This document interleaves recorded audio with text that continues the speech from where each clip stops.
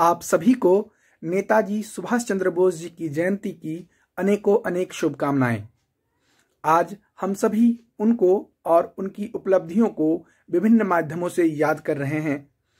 आज मैं भी आप लोगों के साथ एक कविता साझा करना चाहता हूं जो मैंने कक्षा 6 में पढ़ी थी।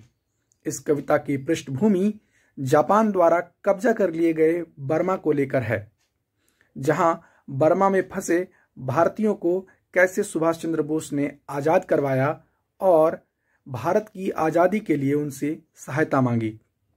इस कविता का नाम है खूनी हस्ताक्षर और कवि हैं श्री गोपाल प्रसाद व्यास जी। तो आइए इस कविता को सुनते हैं। वह खून कहो किस मतलब का जिसमें उबाल का नाम नहीं, वह खून कहो किस मतलब का जो आ सके देश के काम नहीं, वह खून कहो किस मतलब का जिसमें जीवन रवानी हो, जो परवश होकर बहता है वह खून नहीं वह पानी है। उस दिन लोगों ने सही सही खून की कीमत पहचानी थी, जिस दिन सुभाष ने बर्मा में मांगी उनसे कुर्बानी थी। बोले स्वतंत्रता की खातिर बलिदान तुम्हें करना होगा, बहुत जी चुके जग में तुम लेकिन आगे मरना होगा। आजादी के चरणों में जो जयमाल चढ़ाई जाएगी, वह सुनो तुम्हारे शीशों के फूलों से गूंथी जाएगी। आजादी का संग्राम कहीं पैसों पर खेला जाता है, यह शीश कटाने का सौदा नंगे सर झेला जाता है।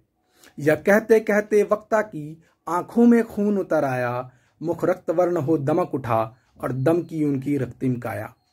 आजानू बाहु ऊंची कर बोले रक्त मुझे देना, इसके बदले में भारत की आजादी तुम मुझसे लेना। हो गई सभा में उथल पुथल, सीने में दिल न समाते थे, सब इनकलाब के नारों से कोसों तक छाए जाते थे।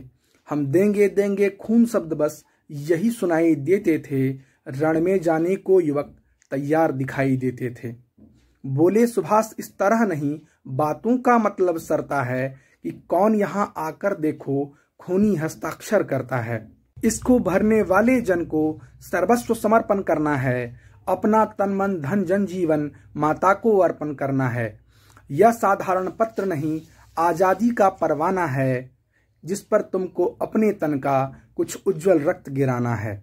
वह आगे आए जिसके तन में खून भारतीय बहता हो, वह आगे आए जो खुद को हिंदुस्तानी कहता हो, वह आगे आए जो खूनी हस्ताक्षर करता हो। मैं कफन बढ़ाता हूं उनको जो हंसकर इसको लेता हो। सारी जनता हुंकार उठी, हम आते हैं हम आते हैं, माता के चरणों में यह लो हम अपना रक्त चढ़ाते हैं।